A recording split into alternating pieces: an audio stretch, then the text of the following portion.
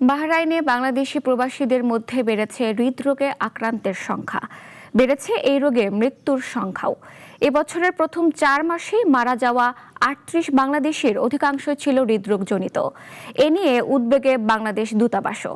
Mohammad মিটনের report, জানাচ্ছেন শাশ্বতী সরকার। মধ্যপ্রাচ্যের অন্যতম দ্বীপরাষ্ট্র বাহরাইনে বর্তমানে বসবাস করছেন প্রায় 1,30,000-এর বেশি বাংলাদেশি প্রবাসী।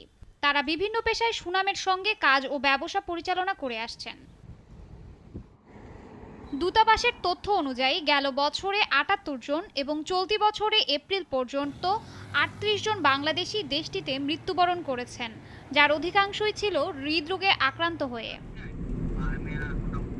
বিশেষজ্ঞরা বলছেন, উচ্চ অভিবাসন ব্যয়, চাহিদা অনুযায়ী কাজ না পাওয়া এবং অতিরিক্ত মানসিক চাপ প্রবাসীদের মানসিক স্বাস্থ্যকে হুমকির মুখে ফেলেছে।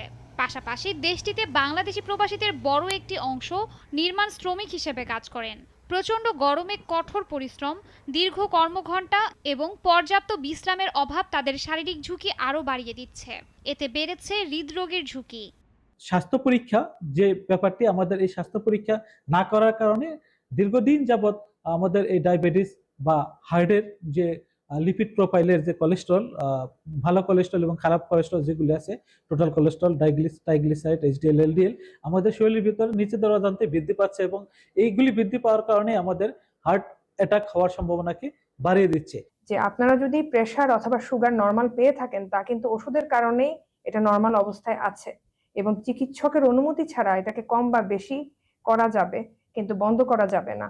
আরেকটি বিষয়, প্রবাসে যেহেতু পরিশ্রমের হারটা অনেক বেশি থাকে, সেক্ষেত্রে আপনারা সুস্থ থাকার জন্য যদি আপনারা নিয়মিত স্বাস্থ্য চেক আপ করেন সেটা ভালো, এবং অসুস্থ অনুভব করলে আপনারা তাড়াতাড়ি ডাক্তারের শরণাপন্ন হবেন। বিগত কিছুদিন থেকে বাংলাদেশ কমিউনিটির মধ্যে দেখছি যে অহরহ আমাদের বাংলাদেশ কমিউনিটির লোকদের হার্ট স্ট্রোক, ব্রেন স্ট্রোক হচ্ছে এবং অহরহ লোকও মারা যাচ্ছে।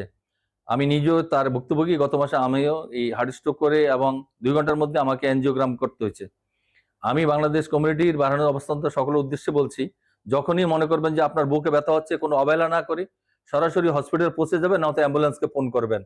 প্রবাসীদের অস্বাভাবিক মৃত্যুর সংখ্যা বেড়ে যাওয়ায় উদ্বেগ প্রকাশ করেছেন দেশটির বাংলাদেশ রাষ্ট্রদূত। আমরা প্রতি মাসে একাধিক হেলথ ক্যাম্প করছি এবং এটা আমাদের আরো কন্টিনিউ করা হবে।